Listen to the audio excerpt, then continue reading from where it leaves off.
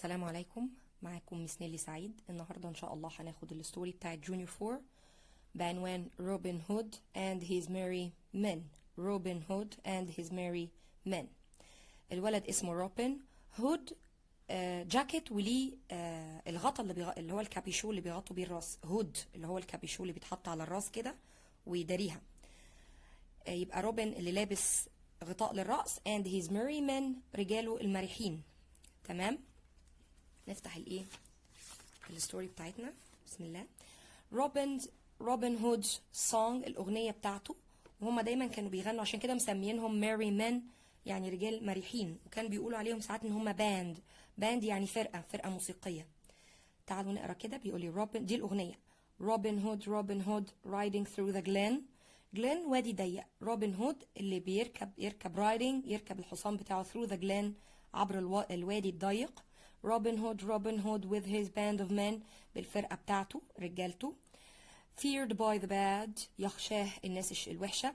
loved by the good بيحبوا الناس الكويسين. روبن هود دي الأغنية بتاعته اللي كان الرجالة بتاعته بيقولوها. نبتدي بقى الستوري بتاعتنا. كينج ريتشارد الملك ريتشارد is away at war كان بعيدا في الحرب. his brother أخوه bad prince John الأمير برنس السيء is ruling England حاليا بيحكم إنجلترا. he makes the people pay lots of taxes بيخلي الناس تدفع الكثير من الضرائب taxes. when they cannot pay لما ما يعرفوش يدفعوا he takes their houses and their land بياخد أراضيهم وبياخد بيوتهم. نشوف chapter 1 بعنوان the baby in the forest أو a baby in the forest يعني طفل في الغابة. سير روبرت اوف لوكسلي.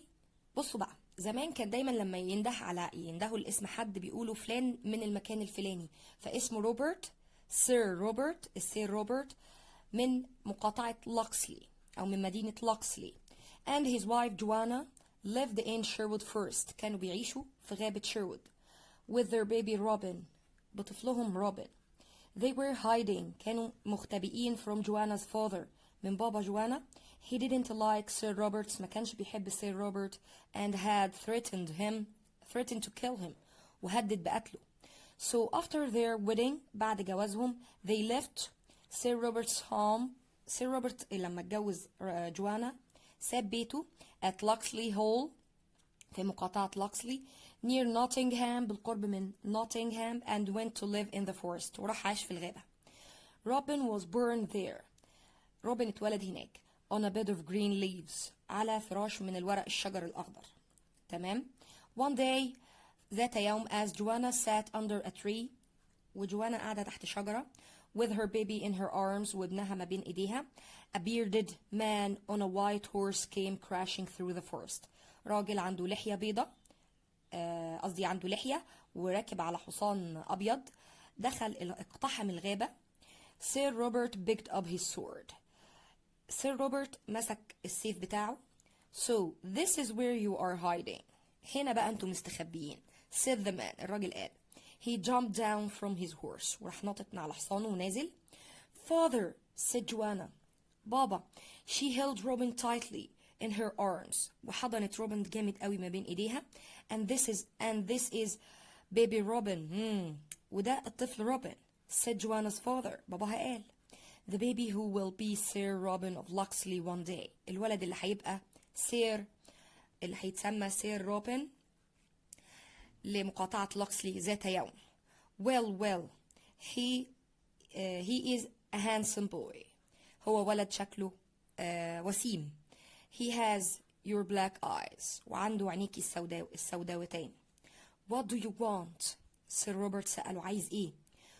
when you took my daughter away from me. افهموا بقى هو ليه كان هنا threatened him، ليه هدده ان هو يقتله. when you took my daughter away from me لما اخدت بنتي بعيد عني I wanted to punish you حبيت ان انا اعاقبك. said Joanna's father باباها قال. but that was 2 years ago الكلام ده كان من سنتين. I think I'm a better man now اعتقد ان انا راجل افضل دلوقتي. and Robin is my first grandson وروبن ده حفيدي الاول. my first grandson. I want to forgive you أنا عايزة أسامحك and I want us to be friends. وحابب إن احنا نبقى أصدقاء. What do you say? إيه رأيك؟ Joanna laughed. جوانا ضحكت.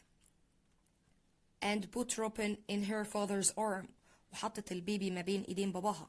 I say that is what we want to, father. ده برضو اللي احنا عايزينه يا بابا. She said. Sir Robert put down his sword. نزل سلاحه and shook hands with Joanna's father. وإيه وسلم أو تصافحوا يعني الاتنين. Then Sir Robert, his wife, and little Robin left the forest and went back to live at Locksley Hall. وفي الآخر هم كلهم سير روبرت ومراته وابنه سابوا الغابة الفورست وراحوا يعيشوا تاني، رجعوا للوكسلي هول لمدينة أو لمقاطعة لوكسلي. When Robin was 10, لما روبن كان عمره 10 سنين, he heard his father talking about Sheriff of Nottingham. سمع بابا بيتكلم عن المأمور شيرف بتاع نوتنغهام المقاطعة دي. The sheriff always wants more taxes. الشريف دايما عايز ضرايب أكتر. جوانا يا جوانا we have no money ما عندناش فلوس خلاص but we must pay لازم ندفع. The sheriff is the best of friends with Prince John. الشريف ده من أفضل أصدقاء الأمير جون. The Prince John والأمير جون thinks he is the king. فاكر نفسه إنه هو بقى ملك. Robin was 15 on the day the sheriff's men came and took his father away. لما بقى عمره 15 سنة في اليوم ده روبن الشريف رجالة الشريف جم وأخدوا بابا روبن اللي هو سير روبرت. My name بصوا اللي جه قال my name is Sir Guy of Gisborne. أنا اسمي سير جاي من مقاطعة جيسبورن and one of the men واحد من الرجالة هو اللي قال I am here to do the sheriff's work. أنا هنا عشان أعمل الشغل بتاع الشريف. You didn't pay all your taxes. أنت ما دفعتش كل الضرايب بتاعتك سير روبرت يا سير روبرت. So now you must go to prison. لذلك لازم تروح السجن. Sir Guy's men الرجالة بتوع سير جاي tied ربطوا سير روبرت's hands and feet together. ربطوا ايديه ورجليه مع بعض and threw him on a horse وراح حاطفينه على الحصان. بصوا كده ربطوه ايدين ورجلين وحدفوه على الايه على الهورس.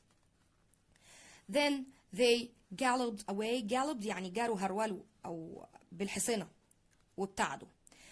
Robin and his mother روبن ومامته never saw Sir Robert again. ما شافوش خالص بعد كده سير روبرت. But they often thought of him. كانوا بيفكروا فيه أحيانا. One day ذات يوم when they were eating their dinner وهم بياكلوا العشاء بتاعهم روبن said قال the people in Sherwood Forest are hungry. الناس في الغابة بتاعت شيرwood جعانين. mother يا ماما. Prince John says they cannot kill the deer. والبرنس جون أمر بعدم قتل اصطياد يعني الدير الغزلان. هم أساسا في الغابة دي بيصطادوا الغزلان عشان ياكلوا. but هو التاني أمر بقى بعدم اصطياد الغزلان. but the people have no money. الناس ما عندهاش فلوس. and there is no other food. ومفيش أكل تاني ياكلوه. I'm going to help those people mother. أنا هساعد الناس دي يا ماما. chapter 2 half a wedding. نصف زفاف. wedding يعني زفاف. 5 years later بعد 5 سنين Prince John and the Sheriff of Nottingham were eating dinner together. بعد 5 سنين البرنس جون والشيرف كانوا بياكلوا العشاء مع بعض. married يتجوز. Robin of Locksley is getting married. روبن هيتجوز. said the Prince John. قال الأمير. he struck his black beard. قعد كده يلاعب لحيته. lost in thoughts. وهو غرقان في الأفكار. That young man is as bad as his father. الراجل ده سيء زي باباه. He hunts deers. وبيصطاد الغزلان. And tells people not to pay my taxes. وبيقول للناس ما تدفعش ضرايب بتاعتي.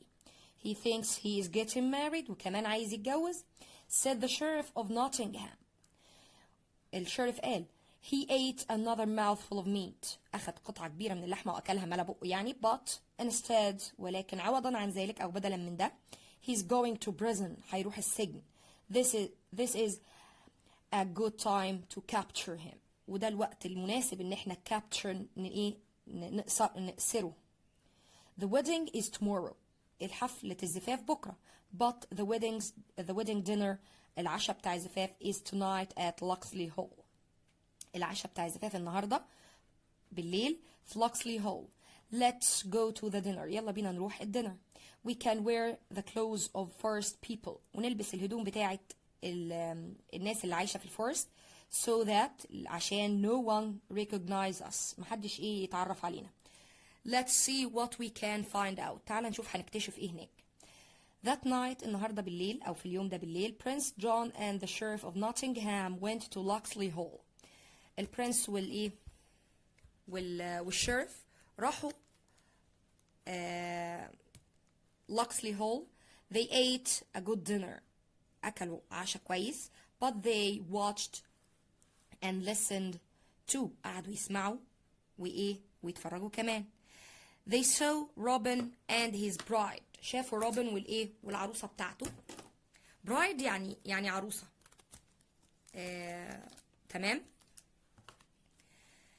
شافوا روبن وhis bride اسمها ماريان. تمام. with their families and friends. مع عائلاتهم وأصدقائهم. They were happy. كانوا مبسوطين and laughing وبيضحكوا. And they heard a boy. وسمعوا طفل أو صبي no more than 12 years old. ما يكبرش عن 12 سنة. مش أكتر من 12 سنة. telling Robin his story. جاي يحكي القصة بتاعته لروبن. My name is March. أنا اسمي Much. Sorry. My name is Much. I am the miller's son. أنا ابن الطحان. 10 of the men of the sheriff's men. 10 رجالة من بتوع الشيرف came to our mill. جم للطاحونة بتاعتنا with swords بسيوف. My father was working in the mill. بابايا كان شغال في الطاحونة. They didn't give him a chance. ما ادولوش فرصة. They told him that his flour was too expensive. إن الدقيق بتاعه كان غالي جدا. And they threw a burning branch and set fire to the mill. حدفوا غصن مشتعل وولعوا الطاحونة.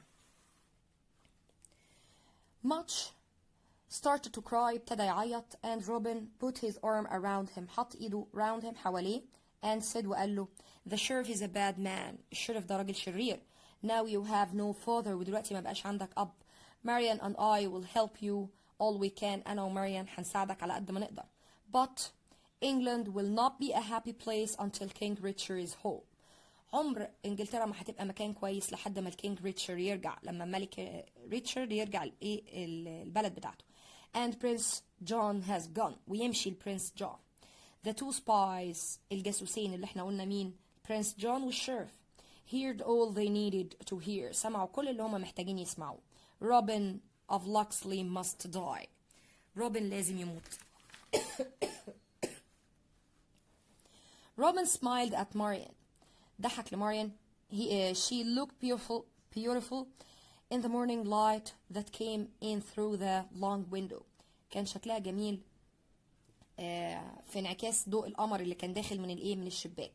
I love you with all my heart. بحبك من كل قلبي. هو قال the abbot opened his mouth to say the words that would make them man and wife. abbot زي كاهن مثلا. كلمة كاهن اللي بيجوزهم اللي بيجوز الناس يعني. The abbot opened his mouth. ابتدى يتكلم عشان يقول الكلمات اللي تخليه man and wife. راجل وزوجة. But then the big wooden door. الباب الكبير الخشب crashed open. اتفتح. And a man walked in. وراجل راح داخل. He held a long sharp sword above his head. كان ماسك سيف طويل كبير على راسه فوق دماغه كده رافعه يعني. Stop. توقفوا. He shouted. صرخ. I am here to do the work of the sheriff of Nottingham. أنا جاي أعمل شغل الشرف. This wedding cannot continue. الزفاف ده ما ينفعش يستمر. The abbot said. الكاهن قال له You are Sir Guy Gisborne. مش أنت Sir Guy Gisborne؟ قال له I think the wedding is not against the law of the lands. أعتقد إن الزفاف ده مش ضد قوانين البلاد. Why do you come here with your sword? ليه جيت هنا بسيفك in your hand في إيدك and say that it cannot continue. وبتقول إن إحنا ما نقدرش نكمل الزفاف. رد وقال له This man is Robin of Loxley. مش ده روبن بتاع Loxley. cried Sir Guy. قال له He hunts the deer in the forest. بيصطاد الغزلان. And makes troubles for the sheriff. وعامل مشاكل للشرف. and our good prince John وللأمير John. I'm going to take him to Nottingham where he will be punished. هاخده لنوتنغهام وهناك هو will be punished هيتعاقب. Sir Guy, said Robin, you have come here with a sword. انت جاي هنا ومعاك سيف. As you can see وزي ما انت شايف it's my wedding day. ده يوم زفافي so I do not have one. انا معيش one اللي هو sword. But I'm happy to fight you. انا سعيد ان انا اتعارك معاك او احاربك. And he ran towards Sir Guy with his fist raised. زي ما انتم شايفين كده راح هاجم على سير جاي جيسبورن وفيست يعني قبضة ايده رافع قبضة ايده هيضربه بايديه يعني. The fight didn't last long.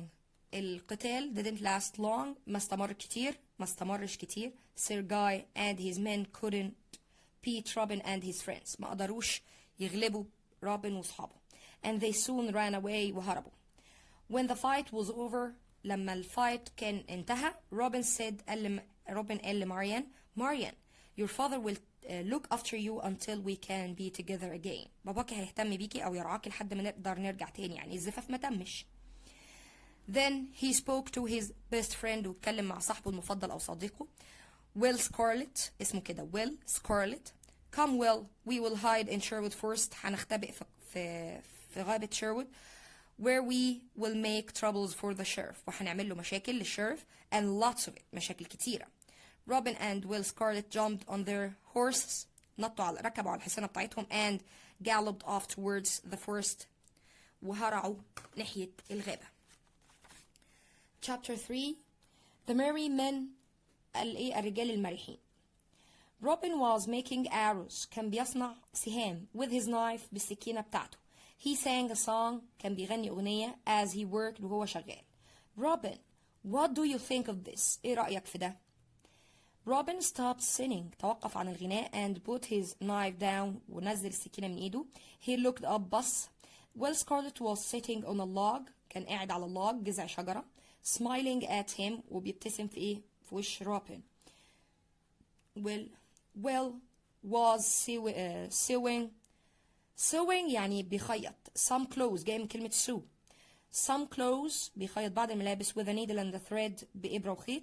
He held up a green jacket with a hood. ومسك قدامه رفع له كده في ايده green jacket أخضر with a hood بكابيشو من ورا بغطاء للرأس. Do you like it? عجبك؟ I could make one for you. أقدر أعمل لك واحد. He said, keep sewing. خليك استمر في الخياطة well. And make jackets for all of us. For us all. اعمل لنا كلنا جواكت يعني. Said Robin. We must all wear green clothes. كلنا اسمها clothes ها مش clothes. كلنا لازم نلبس هدوم لونها أخضر. Then no one can see us in the forest عشان محدش يعرف يشوفنا في الغابة. We will all look the same. كلنا هنبقى شبه بعض and we will be called وهندعى أو هنسمى the merry men الرجال المرحين. I will be called Robin Hood وأنا هبقى اسمي روبن هود يعني روبن ذو غطاء الرأس. طيب that night الليلة دي بالليل Robin and the merry men sat round the fire together قعدوا حوالين النار كلهم. I have a plan. عندي خطة said Robin. We will take money from the rich people. هناخد فلوس من الأغنياء and give it to poor people. وهنديها للفقراء. We will not take all their money. مش هناخد كل فلوسهم. We will only take half. هناخد بس النص. And we will try not to hurt anyone. هنحاول ما نأذيش حد. The best place to take the money is in the forest. أفضل مكان إن احنا ناخد فيه الفلوس هو الغابة. Many people ride through it. ناس كتيرة بتركب عبر الغابة دي أو بتعدي من خلالها. On their way to Nottingham عشان يوصلوا Nottingham. We will stop them. هنوقفهم. Give them a good dinner. وهنعشيهم عشاء كويس. In our camp في المعسكر بتاعنا. And then we will ask them to pay for it. وبعدين هنطلب منهم إن هم يدفعوا ثمن العشاء. The merry men laughed. الرجالة ضحكوا. It was going to be fun in the forest. القعدة في الغابة هتبقى ممتعة. The sheriff of Nottingham soon heard about the merry men. الشeriف بتاع نوتنغهام بسرعة جدا سمع عن الرجال المرحين. He was worried وكان قلقان. More men joined Robin every day. ناس كل يوم ناس أكتر بتنضم لروبن. Many others who lived in the forest were Robin's friends. واكتر كمان موجودين عايشين في الغابة، ودول كانوا صحاب روبن. One day وذات يوم Will, Scarlet and Much were fishing in the river. كانوا بيصطادوا في الايه في النهر. When they saw smoke rising above the trees. لما شافوا smoke دخان بيعلو فوق الشجر، وقالوا ايه؟ They are fighting us with fire. بيحاربونا بالنار. Let's go to tell Robin. يلا بينا نروح نقول لروبن. They took their fish. أخذوا السمك and started to walk back to the camp. وابتدوا يرجعوا للكامب. Stop. Who goes there? مين اللي ماشي هناك؟ Will looked up in surprise. بص في دهشة. A boy in a blue jacket. ولد لابس جاكيت أزرق and a red hood وغطى راس لونه أحمر stood on the path. كان ماشي في الطريق. He held a long sword. كان ماسك سيف طويل. Has the sheriff sent you? الشرف هو اللي بعتك؟ You are just boy. انت ولد. I will not be your prisoner. عمري ما هبقى السجين بتاعك، يعني مش تقدر تأسرني. You will be mine. انت اللي هتبقى السجين بتاعي. وراح واخده وماشي بيه. He grabbed سحبه the boy and tied his hands behind his back. وراح رابط ايديه behind his back ورا ظهره. When they arrived at the camp ولما وصل المعسكر Will pushed the boy towards Robin. راح زقه وحدفه على ناحية روبن. This boy is from the sheriff of Nottingham. الواد ده جاي من عند Sheriff Nottingham. He told Robin he wanted to take us prisoners. وعايز ياخدنا سجناء. The boy looked at Robin and pulled down his hood. الولد بص لروبن وراح نزل الايه؟ الغطا بتاع الراس من على راسه. Long golden hair fell into his shoulders and down his back. وشعر طويل لونه ذهبي فيل سقط على كتافه وعلى ظهره. Marian called Robin. We all thought you were a boy. طلعت ماريان كلنا افتكرناكي ولد. I've come to join the merrymen. أنا جيت عشان ألتحق بالرجال المرحين. I'm so happy to see you. روبن قال لها أنا مبسوط جدا أنا شفتك. But living in the forest is dangerous. العيش في الغابة دي حاجة خطيرة. I want to be with you all. أنا عايزة أبقى معاكم كلكم. And there is another thing. وفي حاجة كمان. I think my father wants me to marry Sir Guy Gisborne because he's rich. أعتقد إن بابا عايز يجوزني لسير جاي عشان هو غني. I'll never let you marry that man. عمري ما هسمح إن أنت تتجوزي الراجل ده. said Robin. Do you have any news from my home, Locksley Hall? عندك أي أخبار من إيه؟ من وطني أو من مكاني من بيتي؟ The news is bad. الأخبار سيئة يا روبن. People say that Sir Guy lives there now. الناس بتقول إن سير جاي بيعيش في بيتك دلوقتي. Sir Guy of Gisborne lives in my house. عايش في بيتي. Robin gasps. شهق كده. Well, take much to Locksley. Well, خد much معاك وروح Locksley and find out if this is true. وتأكد إن الموضوع ده صح ولا لا. Chapter 4 بعنوان A Brave Rescue. A Brave Rescue يعني إنقاذ شجاع. Much took a deep breath. أخذ نفس عميق. We did as you said. عملنا زي ما أنت قلت يا روبن. We went to Locksley. رحنا Locksley. But when we were in the garden لما كنا في الجنينة Will told me to stay outside and hide in the bushes. Will طلب مني إن أنا أفضل برا واستخبى بين الشجر. He didn't want me to be in danger. ما كانش عايز يعرضني للخطر. Will climbed into the hole. دخل القلعة through a window. عبر نافذة. I waited in the bushes for a long time. استنيت في بين الشجر كتير. But he didn't come out. ما طلعش. Then suddenly وفجأة the door opened and Sir Guy pushed Will out. الباب اتفتح وسير جاي زق رمى يعني Will برا. Will's hand were tied behind his back. ايديه كانت مربوطة ورا ظهره. Sir Guy started to shout at Will. وابتدى يزعق في Will ويقول له I know who you are. أنا عارف أنت مين. You are a friend of Robin Hood. أنت صديق لروبن. And he sent you here. هو بعتك هنا to spy on me. عشان تتجسس عليا يا Will. قال له Well I'll tell you what I do with spies. أنا هقول لك أنا بعمل إيه بالسبايز بالجواسيس. I hang them. أنا بشنقهم. I am taking you to the prison in Nottingham. هاخدك للسجن بتاع Nottingham. And at midday tomorrow بكرة الظهر you will hang. هتتشنق. And then Sir Guy's men took Will away. وبعد كده أخدوا الرجالة بتاع الجاي أخدوا Will. There was nothing I could do to help him, Robin. ما كانش في حاجة في إيدي أعملها إن أنا أساعده. Much started to cry وبدأ يعيط. But you have helped him. أنت كده ساعدته. You have found out where he is. أنت عرفت هو فين. And now I must go and rescue him. دلوقتي أنا لازم أروح وأنقذه. The next morning Robin put on a long cloak. حط عباية طويلة over his green clothes على ملابسه الخضراء and set off وانطلق for Nottingham. First he went to the hangman's house. راح الأول عند بيت الجلاد اللي هو الراجل اللي بيشنق الناس أو بيعدمهم. Hangman's house. The sheriff has sent me. قال له الشeriف بعتني when the hangman opened the door. لما الجلاد فتح الباب. Will you let me in? مش هتدخلني. The hangman yawned التاوب and rubbed his eyes.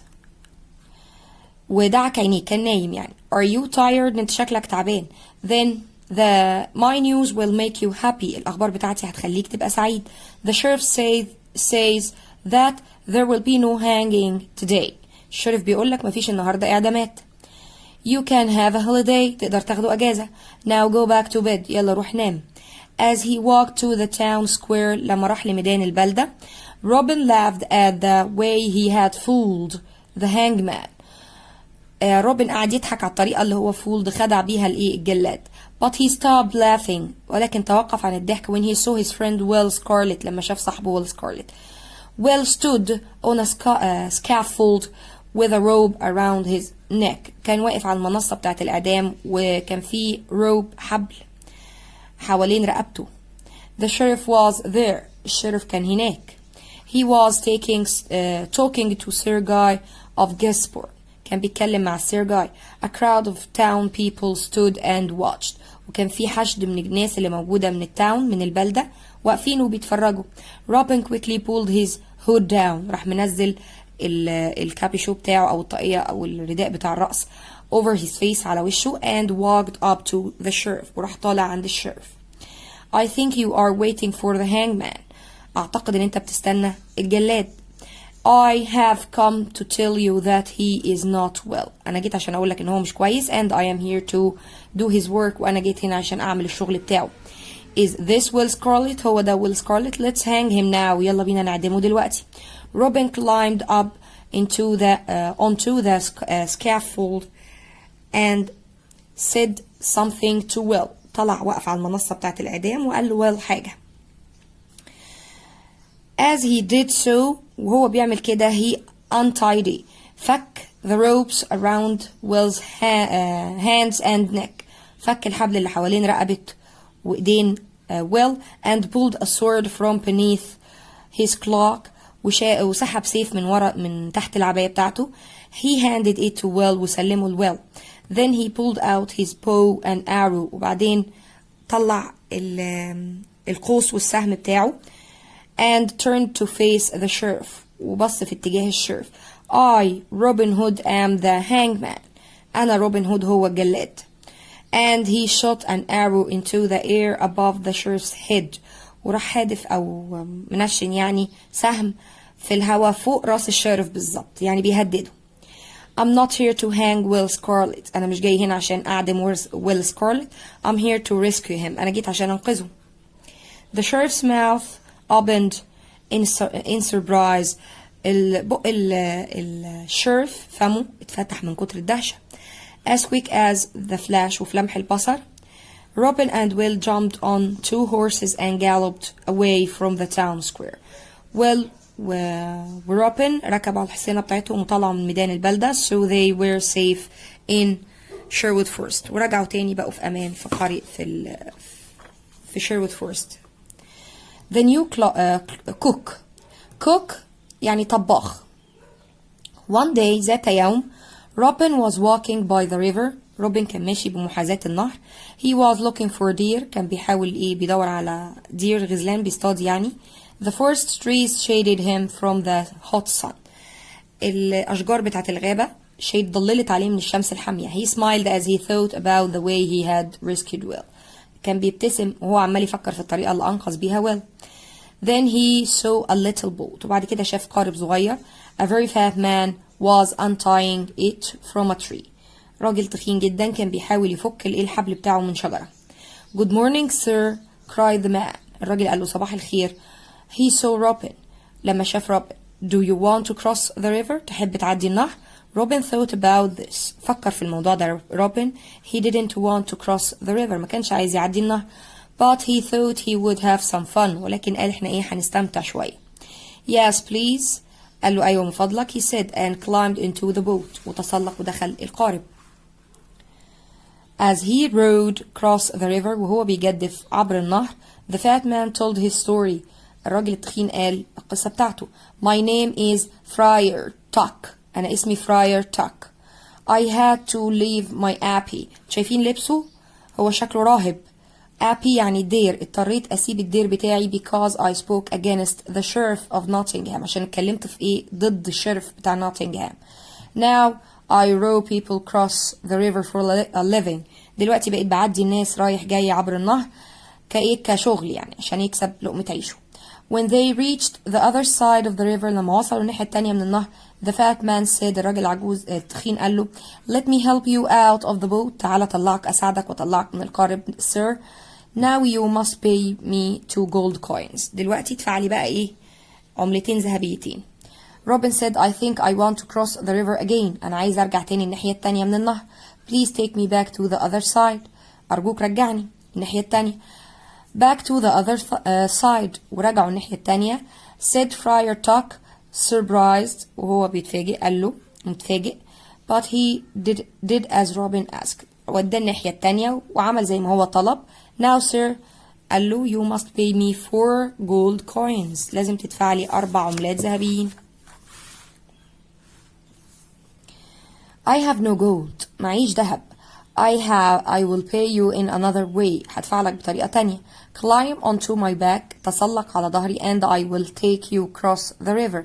وأنا هعديك النهر. He is having fun with me. هو شكله بيسخر مني. Friar Tuck said to himself. قال لنفسه a little fun never hurt anyone. وقال بينه وبين نفسه حبة هزار مش هتزعل حد. He climbed onto Robin's back. راح طالع على ظهر روبن. And they set off across the river. وعدوا النهر. When they reached the middle. لما وصلوا عند المنتصف بتاع النهر, Robin stood up straight. راح واقف ورافع نفسه كده بفرد نفسه. Friar Tuck fell into the water. وفراير توك وقع في المية. You scoundrel. scoundrel يعني أيها الوغد, نصاب يعني, ضحك عليه.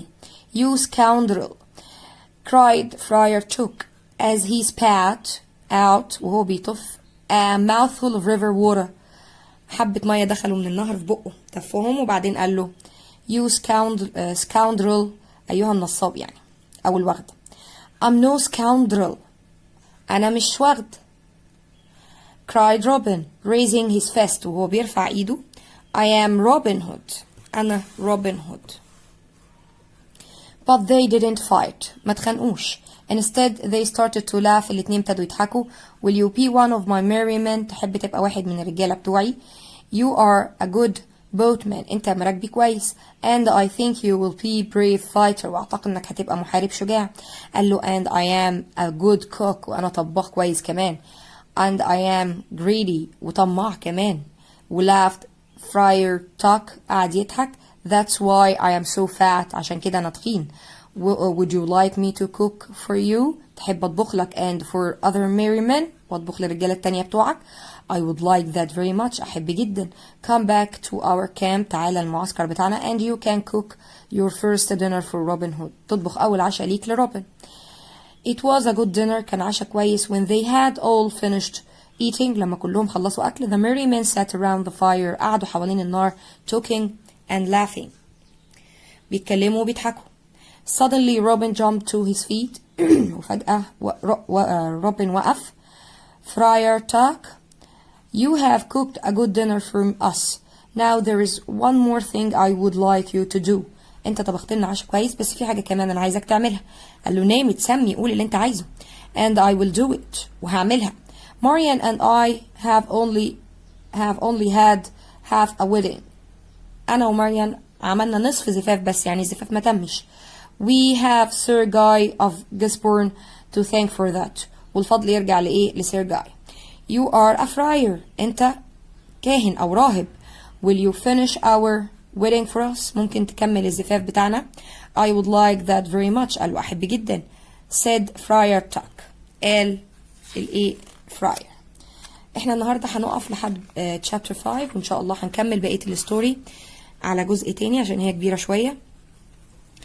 في فيديو تاني إن شاء الله. كان معاكم ميس نيلي سعيد، والسلام عليكم ورحمة الله.